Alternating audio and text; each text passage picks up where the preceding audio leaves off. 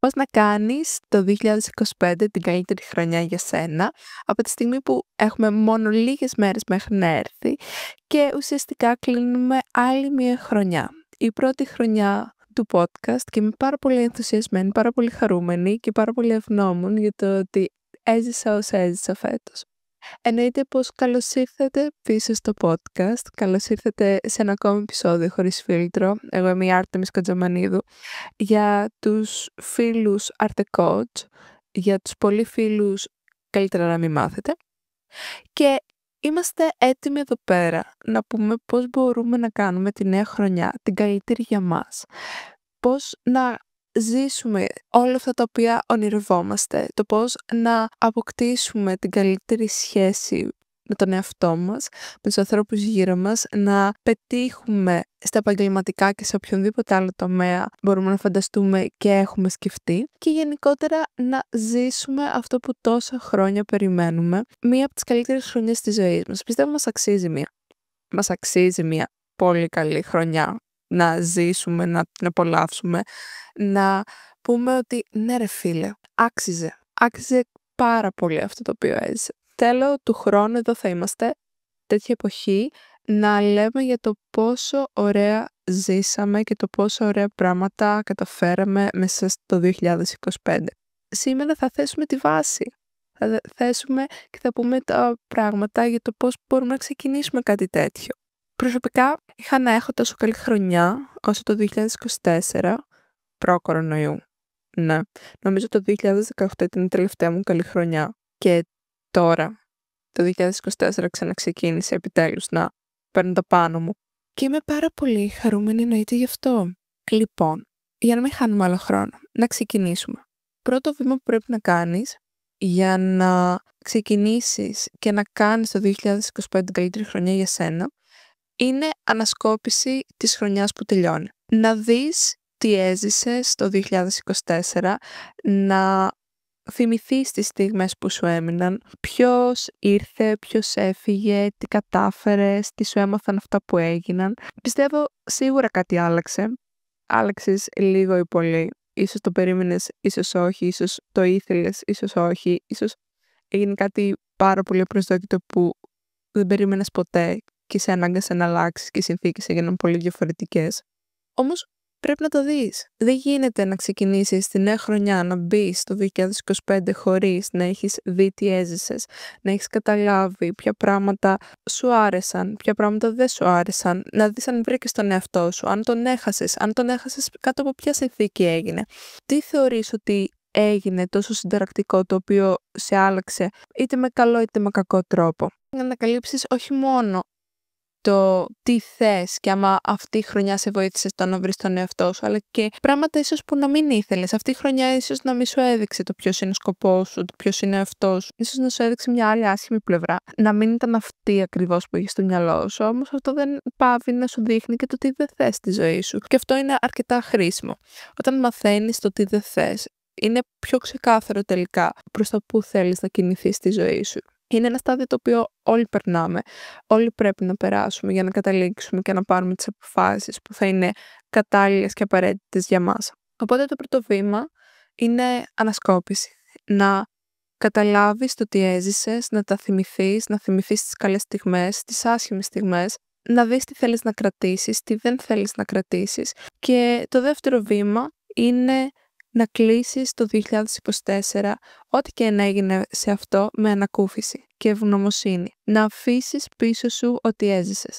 Αυτό θεωρώ είναι το πιο σημαντικό βήμα απ' όλα. Ακόμη και να μην θέλεις να κάνεις ανασκόπηση για τους δικούς σου λόγους, μπορείς τουλάχιστον να είσαι ευγνώμων για αυτή τη χρονιά, είτε ήταν καλή είτε όχι, γιατί τελείωσε. Γιατί την έζησες. Σίγουρα θα βρεις έναν λόγο για να είσαι ευγνώμων. Δεν μπορείς να ξεκινήσεις την καλύτερη χρονιά σου, τη χρονιά που θα είναι μόνο για σένα, όταν κουβαλάς ακόμη συναισθηματικά βάρη από την προηγούμενη. Αν δεν είσαι χαρούμενος για αυτή τη χρονιά που έζησες, μπορείς να γιορτάσεις γιατί επιτέλους μια χάλια χρονιά τελειώνει και μια νέα ξεκινάει και σε αυτήν σίγουρα δεν θα είναι τόσο άσχημα τα πράγματα. Σίγουρα μπορεί να μην γίνει κάτι τόσο στενάχωρο το οποίο σε πλήγωσε. το 2025, άμα θέλεις να το ζήσεις με έναν καινούριο τρόπο, πρέπει κιόλας να μπεις σε αυτό με έναν διαφορετικό τρόπο από ό,τι έχεις μπει στις άλλες χρονιές, από ό,τι αποφάσισες να έχεις σαν νοοτροπία και σαν τρόπο σκέψης τις προηγούμενες χρονιές. Πρέπει να μπεις με σκοπό, να πεις ότι εγώ αυτή τη χρονιά θα καταφέρω να κάνω αυτά τα οποία θέλω, αυτά τα οποία τόσα χρόνια λέω το ότι θέλω να καταφέρω, ή το πιο απλό πράγμα, το ότι αυτή τη χρονιά θέλω να περάσω καλά, που είναι απόλυτα λογικό και αξίζει σε όλους. Οπότε δεν μπορείς να το κάνεις αυτό αν δεν έχεις κλείσει μέσα σου όλες τις προηγούμενες χρονιές. Ακόμη και το 2024 μην ήταν αυτό που σε τραυμάτισε και ακόμη να κουβαλάς συναισθηματικά βάρη από τις προηγούμενες χρονιές, το 2023, το 2022, δεν μπορείς. Άμα δεν τα κλείσεις αυτά, αν δεν αποδεχτείς ότι έχουν συμβεί, να προχωρήσεις το 2025 με έναν νέο τρόπο σκέψης, με έναν νέο τρόπο που θα συμπεριφέρεσαι και μια νέα εκδοχή σου που θέλεις να πετύχεις. Αυτό το New Year, New Me συμβαίνει μόνο όταν έχεις αποφασίσει ότι θέλεις να το αφήσεις όλα πίσω. Το ότι αυτά τα οποία συνέβησαν την προηγούμενη χρονιά, ό,τι και να ήτανε, δεν έχουν σημασία, είτε ξεχνάς, είτε επεξεργάζεσαι, τα αποδέχεσαι και κρατάς αυτά τα οποία θέλεις και προχωράς. Αυτή είναι η νοοτροπία που σε οδηγεί στο να έχεις μια νέα, καλύτερη χρονιά από αυτή την οποία έζησες. Είναι το πιο χρήσιμο πράγμα που μπορείς να κάνεις στον εαυτό σου. Αν θέλεις να κάνεις ένα δώρο στον εαυτό σου την πρωτοχρονιά, άφησε πίσω σου όλα αυτά τα οποία σε πλήγωσαν και ξεκίνα με ένα νέο τρόπο, με νέα συναισθήματα, με νέες σκέψεις, με νέα οπτική. Ακόμη και να μην μπορείς να είσαι ευγνώμων για τα πράγματα τα οποία έζησες και αυτά ήταν άσχημα και να μην είσαι ευγνώμων για τα μαθήματα τα οποία μπορεί να σου έμαθαν, μπορείς να τα αφήσεις πίσω σου. Δεν χρειάζεται να βγάζουμε όλοι ένα συμπέρασμα από αυτά τα οποία ζήσαμε. Μπορούμε απλά να τα αποδεχτούμε και να συνεχίσουμε έτσι τη ζωή μας. Μπορούμε απλά να τα αποδεχτούμε και να πούμε ότι όλα αυτά τα οποία έζησα δεν θα με καθορίσουν και δεν θα μου στερήσουν τη χαρά από τη νέα χρονιά, γιατί δεν θα το επιτρέψω εγώ. Και αυτό το οποίο είπα, το ότι μπορείς να γιορτάσεις μια χάλια χρονιά που τελειώνει, αν όντως δεν ήταν αυτή που ήθελες, ισχύει. Γιατί δεν θα ξανάρθει, γιατί δεν θα την ξαναζήσεις. Και αυτή η νέα χρονιά που έρθει μπορεί να σε αποδείξει λάθος. Αν έχεις τη σκέψη ότι και αυτή πάλι θα είναι μια χάλια χρονιά, όχι, δεν θα είναι. Αν θέλεις εσύ να την κάνεις καλύτερη, θα την κάνεις. Και αυτό είναι που αλλάζει τα πάντα. Αυτό είναι που στην ουσία σου προσφέρει την ευκαιρία να δεις τα πράγματα διαφορετικά και να τα ζήσεις διαφορετικά. Είναι να πιστεύεις ότι μπορεί να γίνει. Και είναι πάρα πολύ πιθανό το να ζήσεις μια καλύτερη χρονιά από ό,τι έζησες. Να ζήσεις μια καλύτερη χρονιά αυτή τη φορά. Πάρα πολύ πιθανό. Τρίτο που πρέπει να κάνεις, αν το 2025 θέλεις να γίνει η καλύτερη χρονιά για σένα, είναι να θέσεις τις βάσεις για έναν υγιή τρόπο σκέψης και αυτή η βάση δεν είναι άλλο από το να θέσεις στο επίκεντρο της ζωής σου εσένα. Το 2025 δεν είναι μια χρονιά που θα συνεχίσουμε τις κακές συνήθειες. Δεν είναι μια χρονιά που θα συνεχίσουμε να βάζουμε τους ανθρώπους γύρω μας που δεν μας εκτιμούν πάνω από τον εαυτό μας. Αυτή είναι η βάση ενός υγιούς τρόπου σκέψης και το ξέρουμε όλοι πολύ καλά. Κανένας άνθρωπος δεν μπορεί να δημιουργήσει μια υγιή σχέση άμα δεν έχει μια υγιή σχέση πρώτα με τον εαυτό του. Και όλοι το ξέρουμε, απλά μερικοί άνθρωποι όταν έχουμε αυτές τις ορμές να κάνουμε people pleasing και να ικανοποιούμε, το ξεχνάμε και θέλουμε να πιστεύουμε ότι δεν ισχύει και ότι εμείς θα βρούμε έναν τρόπο ώστε να κάνουμε τα πράγματα να δουλεύουν διαφορετικά, ενώ ποτέ δεν γίνεται. Αυτό το να βάλεις στο επίκεντρο της ζωής σου εσένα έχει πάρα πολύ σημασία και αξία, γιατί δεν γίνεται η χρονιά που είναι για σένα να έχει επίκεντρο κάποιον άλλον άνθρωπο. Δεν γίνεται το κέντρο της ζωής σου να είναι κάποιος άλλος πέρα από εσένα, από τη στιγμή που εσύ είσαι αυτός που τη δημιουργεί, από τη στιγμή που εσύ είσαι αυτός που τη ζει, από τη στιγμή που εσύ κάνεις τις επιλογές, εσύ έχεις τον έλεγχο πάνω σε αυτήν. Το να κοιτάς και να νοιάζεσαι παραπάνω για τους άλλους είναι μια κακή συνήθεια. Είναι αυτή η συνήθεια η βασική που πρέπει να αποβάλεις και να σταματήσεις όσο γίνεται περισσότερο, ώστε να ζήσεις μια χρονιά που να είναι για σένα. Μια χρονιά η οποία θα σε κάνει πιο ευτυχισμένο, που θα σε φέρει πιο κοντά στα πράγματα τα οποία θα σε γεμίσουν, που θα φέρει ανθρώπους που θα σε κάνουν να είσαι ευτυχισμένος που υπάρχεις, να ξυπνάς κάθε μέρα στη ζωή σου και να χαίρεσαι. Όλα αυτά συμβαίνουν όταν αποφασίσεις να βάλεις το επίκεντρο της ζωής σου εσένα. Δεν είναι εγωιστικό. Δεν είναι εγωιστικό το να θέσεις τις βάσεις και να λες ότι πρώτα εγώ θέλω να έχω μια καλή σχέση με τον εαυτό μου και μετά να κοιτάξω όλους τους άλλους που είναι γύρω μου. Δεν είναι εγωιστικό. είναι πλήρως κατανοητό και ανθρώπινο. Ένας από τους πιο κυρίους λόγους τους οποίους μπορεί να μην έζησες τόσο καιρό την καλύτερη χρονιά της ζωής σου μέχρι τώρα είναι επειδή ίσως να κοιτούσες τόσο πολύ τους άλλους. Ίσως να ήταν επειδή όλη την ώρα βάζεις σαν προτεραιότητα το να ικανοποιήσεις, να δεις ποιες είναι οι ανάγκες τους, να τρέξεις για αυτούς, να αφιερώσεις παραπάνω χρόνο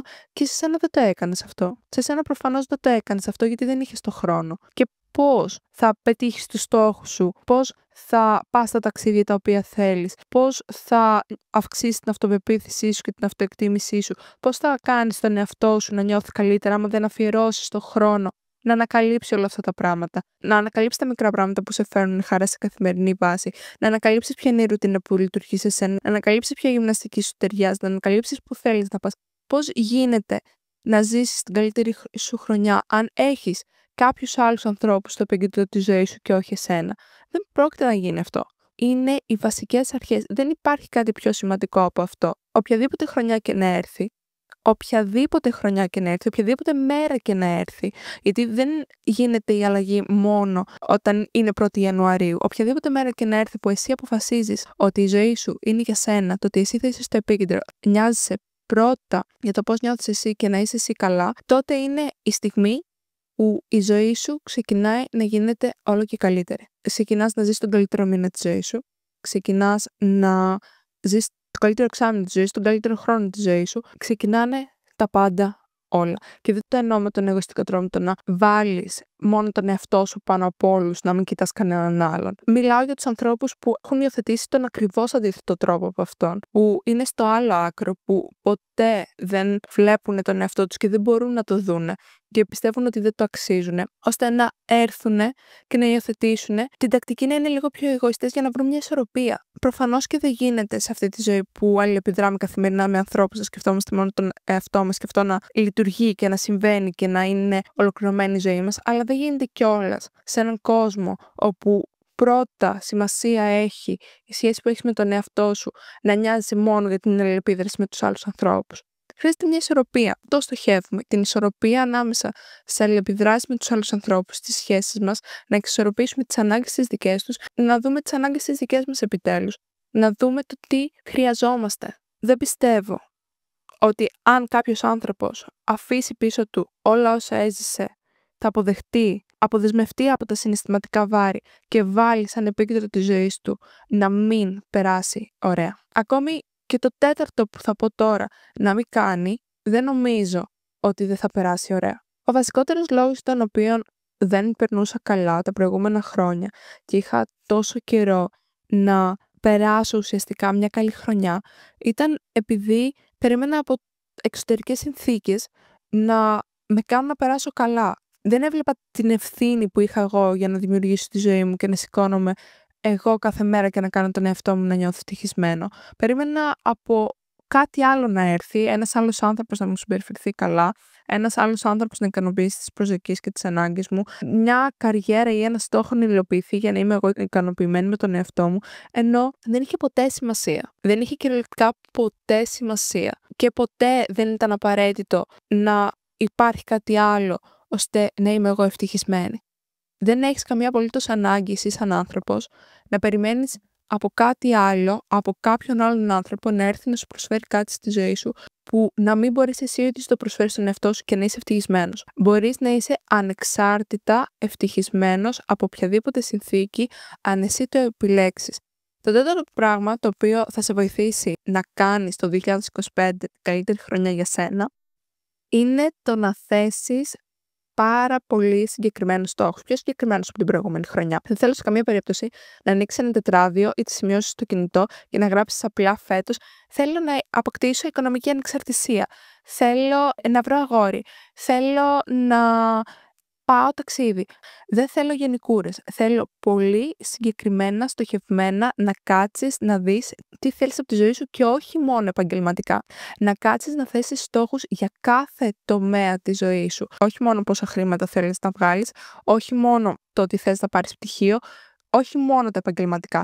Θέλω συγκεκριμένα να κάτσεις να δεις πώς θέλεις να είναι πώς είναι για σένα θέλω να κάτσεις να σκεφτείς πολύ σοβαρά το πώς θα είναι μια ευτυχισμένη μέρα στη ζωή σου, το τι θα κάνεις όταν θα ξυπνάς το πρωί, το τι θα φοράς, το πού θα πηγαίνεις, ποια θα είναι η δουλειά σου, με τι θα απασχολείσαι, τι θα κάνεις όταν γυρνάς, ποια θα είναι η ρουτίνα σου και αυτή η ρουτίνα για σένα να είναι πολύ συγκεκριμένη, πολύ στοχευμένη, πολύ προσαρμοσμένη για σένα στα μέτρα σου που ξέρεις ότι θα σε κάνουν ευτυχισμένο και να κάτσεις να θέσεις τους αντίστοιχους στόχους ώστε η ρουτίνα σου, η πιο ευτυχισμένη σου ρουτίνα να είναι το αποτέλεσμα αυτών των στόχων. Γιατί αν περιμένεις να αλλάξει η ζωή σου 180 μοίρες, να πεις το ότι μέσα σε ένα χρόνο θα καταλήγεις να είσαι σε μια βίλα στο Ντουμπάι, να ξέρεις ότι ο μοναδικός σου στόχος για να το πετύχεις αυτό πρέπει να είναι να παντρευτείς έναν Σαουδάραβα,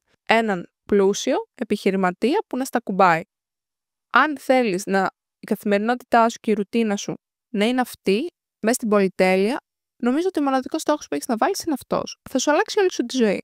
Αλλά αν δεν είναι αυτό και αν δεν θέλεις αυτό και το ξέρεις πολύ καλά, πρέπει να καταλάβεις το ότι μια ευτυχισμένη ρουτίνα είναι αυτή που φέρνει την περισσότερη ευτυχία στη ζωή ενός ανθρώπου. Όλοι οι άνθρωποι θέλουμε τη ρουτίνα. Όλοι οι άνθρωποι την έχουμε στη ζωή μας και όλοι μπορούμε να τη διαμορφώσουμε με τρόπο που να ταιριάζει σε εμάς. Οπότε, το πιο ουσιαστικό και το πιο βοηθητικό πρακτικό πράγμα που μπορείς να κάνεις για σένα είναι να θέσεις στόχους που να ξέρεις ότι θα σε φέρνουν λίγο πιο κοντά στην ευτυχισμένη ρουτίνα που έχεις στο μυαλό σου. Γενικά, αποφεύγω να χρησιμοποιώ τη λέξη πρέπει, γιατί δεν μ' αρέσει και πιστεύω πως είναι πολύ λίγα τα πράγματα τα οποία πρέπει αναγκαστικά να κάνουμε στη ζωή μας. Αλλά σε αυτό το συγκεκριμένο κομμάτι, το να θέσουμε συγκεκριμένους στόχους, βάζω το πρέπει γιατί είναι πάρα πολύ σημαντικό για μένα και είναι κάτι το οποίο από τη στιγμή που ξεκίνησα να κάνω έχει βελτιώσει τη ζωή μου ραγδαία σε άλλο επίπεδο. Έβαζα πάντα στόχους για τη νέα χρονιά από τότε που πήγαινα γυμνάσιο, ακόμη και να ήταν το πιο απλό πράγμα. Έβαζα στόχους ώστε να ξέρω τι θέλω να πω ότι έχω καταφέρει μέχρι το τέλος της επόμενης χρονιάς. Αλλά από τη στιγμή που έβαλα πιο συγκεκριμένους στόχους και έβαλα περισσότερη ενέργεια και σκέψη πάνω σε αυτούς, ήτανε που πραγματικά άλλαξε τη ζωή μου. Γιατί έβαλα στόχους για το τι σχέση θέλω να έχω με τον εαυτό μου, πόση αυτοπεποίθηση θέλω να αποκτήσω, το πώς θα την καταφέρω να την αποκτήσω αυτή την αυτοπεποίθηση, να δω που θέλω να φτάσω με την ψυχική μου υγεία, να δω που θέλω να φτάσω με το σώμα μου, πώς μπορώ να το καταφέρω να το κάνω αυτό, να θέσω στόχους σχετικά με τις σχέσεις μου με τους άλλους ανθρώπους και πώς μπορώ να τις κάνω καλύτερες και πώς μπορώ εγώ να βελτιώσω τον εαυτό μου και να είμαι ευτυχισμένη σε αυτές τις σχέσεις, που είναι πάρα πολύ σημαντικό. Δεν είναι μόνο σημαντικό το να πεις ότι θέλω να έχω και να αναπτύξω ένα κεφάλαιο μέσα στο νέο χρόνο. Δεν είναι μόνο σημαντικό το να πεις ότι θέλω να γίνω εκατομμύριο μέσα στη νέα χρονιά, που προφανώς και αυτό δεν το κορυδεύουμε σε καμία περίπτωση. Όσο μεγάλα και να είναι τα όνειρά μας, εγώ είμαι υπέρ στο τα θέτουμε και να μας τρομάζουν και δεν πρόκειται να κορυδέψω ποτέ κανέναν γι' αυτά. Γιατί ξέρω πώς είναι. Ξέρω πώς είναι να θέτεις υψηλούς στόχους και πολλές προσδοκίες και υψηλές προσδοκίες από τον εαυτό σου. Όμως δεν υποβαθμίζω και τους μικρούς στόχους. Γιατί αυτοί οι μικροί στόχοι είναι που εκθετικά, όπως λέγαμε και στο προηγούμενο επεισόδιο, θα προσθέσουν και θα συμβάλλουν στην βελτίωση της ζωής μας όσο γίνεται περισσότερο καθημερινά. Τη νέα χρονιά πρέπει να βάλεις στόχους που να καλύπτουν τις ανάγκες σου. Μέσω της ανασκόπησης, το να κλείσεις τη χρονιά και τα συναισθήματα μέσα σου, με το να βάλεις σαν επίκεντρο τη ζωή σου εσένα και να καταλάβεις ποιες είναι οι ανάγκες σου, θέτεις τους σκοπούς που είναι ο πρακτικός τρόπος και η πράξη που θα κάνεις στην καθημερινότητά σου, ώστε να εκπληρώσεις αυτές τις ανάγκες, να δεις το τι πραγματικά θέλεις και το πώς να κάνεις ευτυχισμένο τον εαυτό σου. Για παράδειγμα, πες ότι τόσα χρόνια ήθελες να χάσεις μερικά κιλά και δεν τα κατάφερες. Πέρασε πάρα πολύ καιρός και θέλεις να το ξαναθέσεις σαν στόχο για τη νέα χρονιά. Φέτος, επειδή ξέρεις καλύτερα, δεν θα πεις θέλω να χάσω τα χ κιλά. Θα πεις θέλω να αποκτήσω καλύτερη σχέση με το σώμα μου και να νιώθω όμορφα με αυτό. Που στην ουσία αυτό είναι που θέλεις να πετύχεις με τα κιλά που θα χάσεις. Οπότε θα αναρωτηθείς πώς θα το καταφέρεις αυτό, θα δεις το γιατί θέλεις να τα χάσεις. Θα το κάνεις για σένα, όχι για άλλον αυτή τη χρονιά. Θα πρέπει να βελτιώσεις οπότε τη διατροφή σου και τη σχέση σου με τη γυμναστική, που είναι οι δύο κύριοι παράγοντες που επηρεάζουν αυτό το πράγμα. Και πώς θα το κάνεις αυτό, θα βρεις έναν τρόπο που θα δουλεύει για σένα και θα είναι όσο γίνεται πιο διασκεδαστικό, ώστε να μην το έχεις σαν εργασία, σαν δουλειά, σαν καταναγκαστικό έργο μέσα στο κεφάλι σου. Αυτό είναι στην ουσία το hack, ο τρόπος με τον οποίο να επαναπρογραμματίσεις το μυαλό σου και να μην έχεις με αρνητικό τρόπο τη διατροφή και τη γυμναστική σαν σκέψη. Οπότε πώς θα γίνει αυτό? Θα βρεις συνταγές που να είναι πιο υγιεινές. Θα ψάξεις και θα τις σημειώσεις και θα τις δοκιμάσεις μες στην επόμενη χρονιά. Αντί να λες ότι θα πας γυμναστήριο και τελικά να μην πηγαίνεις και συνέχεια να το αναβάλεις, θα βρεις έναν άλλο τρόπο να κάνεις τη γυμναστική σου. Δεν θα πηγαίνεις μια βόλτα το πρωί ή θα κάνεις γυμναστική στο σπίτι για να μην σε βλέπει κανείς και τρέπεσαι. Θα αναρωτηθείς τι μπορώ να βελτιώσω. Θα δεις ότι μπορείς από εκεί που έτρωγες ένα γλυκό το βράδυ να το τρως το πρωί. Και όλα αυτά τα μικρά πραγματάκια μπορείς να τα σκεφτείς σε όλους τους τομείς που θέλεις να βελτιώσεις κάτι στη ζωή σου. Αυτά τα μικρά πράγματα που θα θέσεις στην καθημερινότητά σου, θα δεις ότι στο τέλος θα σε οδηγήσουν στο να εκπληρώσεις όλους αυτούς τους στόχους που ίσως να ανέβαλες τόσα χρόνια και να σε κάνουν να νιώθεις περήφανη για όλα όσα κατάφερες μες στη νέα χρονιά. Το 2025 πιστεύω σίγουρα ότι μπορεί να γίνει η καλύτερη χρονιά για σένα αν αποφασίσεις ότι αυτό θέλεις και ότι θέλεις να την κάνεις να δουλέψει υπέρ σου. Προσωπικά είμαι πάρα πολύ ενθουσιασμένη για ό,τι έρχεται. Πάρα πολύ χαρούμενη για το ότι κλείνει το 2024 που ήταν μια γεμάτη χρονιά. Μια χρονιά που δεν έλειπα απολύτως τίποτα. Έζησα τα πάντα, ένα σύνολο από καλές και κακές στιγμές και είμαι πάρα πολύ ευγνώμων και για τα δύο. Και το 2025, επειδή ακριβώς ξέρω τι θέλω να καταφέρω, επειδή είμαι τόσο συγκεκριμένη και τόσο στοχευμένη, τόσο σίγουρη για το ότι αυτά τα οποία θέλω θα έρθουν και θα τα κάνω εγώ να δουλέψουν τα περισσότερα, δεν μπορώ να περιμένω για όλα αυτά τα οποία θα έρθουν. Αλήθεια, πιστεύω ότι θα είναι η καλύτερη χρονιά γιατί εγώ θα την κάνω να είναι. Γιατί εγώ θα την κάνω να δουλέψει. Γιατί εγώ θα πάω κόντρα σε όλα αυτά τα αρνητικά και θα πω ότι θα ζήσω όλα όσα ήθελα. Θα ζήσω όλα αυτά τα οποία έλεγα και θα καταφέρω όλα αυτά τα οποία είχα θέσει εξ αρχής. Γιατί το οφείλω σε μένα. Το 2025 και όλα αυτά τα οποία θέλεις να πετύχεις δεν θα τα κάνεις για κανέναν άλλο. Δεν θα τα κάνεις επειδή πρέπει, επειδή στα λέω εγώ, επειδή στα λέει κάποιος άλλος, επειδή άμα τα κάνεις θα έχεις περισσότερη υποδοχή και επιβεβαίωση από την κοινωνία. Θα τα κάνεις για σένα. Γιατί το οφείλεις στον εαυτό σου για όλα αυτά τα οποία πέρασες, για όλα αυτά τα οποία σε έφεραν εδώ, γι' αυτό θα τα κάνεις. Γιατί οφείλεις μια χρονιά να τη ζήσεις και να πεις στο τέλος ότι μπορεί να μην έγιναν ακριβώς όπως τα είχα υπολογίσει, γιατί στορκίζομαι ότι δεν θα γίνουν όλα έτσι όπως τα υπολόγισες, αλλά άξιζε. Στο τέλος η χρονιά ήταν υπέροχη. Αξίζει και οφείλεις να πεις στον εαυτό σου το ότι στο τέλος αυτής της χρονιάς, το 2025, όλα όσα έζησες τα επέλεξες και τα έκανες με σκοπό και προσπάθησες και βελτιώθηκες. Η καλύτερη χρονιά για σένα δεν θα έρθει ούτε τώρα επειδή το λέω εγώ, ούτε τώρα επειδή μπαίνει το 2025 και για κάποιο λόγο θεωρούμε ότι θα είναι διαφορετική από όλες τις προηγούμενες και λες και δεν το κάνουμε αυτό χρόνια, αλλά επειδή εσύ αποφασίζεις να τη δεις με έναν διαφορετικό τρόπο από ό,τι όλες τις προηγούμενες. Τα καλύτερα Χριστούγεννα, η καλύτερη ζωή, η καλύτερη χρονιά, το καλύτερο καλοκαίρι, όλα αυτά τα καλύτερα που υποτίθεται περιμένουμε και θα έρθουν, τα κάνουμε εμείς. Τα κάνουμε εμείς και εσύ θα τα κάνεις γιατί το ξέρεις πλέον αυτό. Το ξέρεις πάρα πολύ καλά. Κάπως έτσι πιστεύω πως μπορούμε να κλείσουμε το σημερινό επεισόδιο. Το επόμενο επεισόδιο θα γίνει τη νέα χρονιά και ειλικρινά ανυπομονώ γι' αυτό. Ελπίζω να σας ενέπνευσα να θέσετε τους στόχους, να σας μετέδωσα αυτή τη θετική ενέργεια για τη χρονιά που έρχεται, γιατί ειλικρινά πιστεύω ότι θα είναι καταπληκτική. Πιστεύω ότι θα γίνουν πολύ όμορφα πράγματα μέσα σε αυτή τη χρονιά, γιατί θα τα κάνουμε εμείς να γίνουν. Ελπίζω να περάσετε υπέροχα και μαζί θα τα ξαναπούμε στο επόμενο επεισόδιο.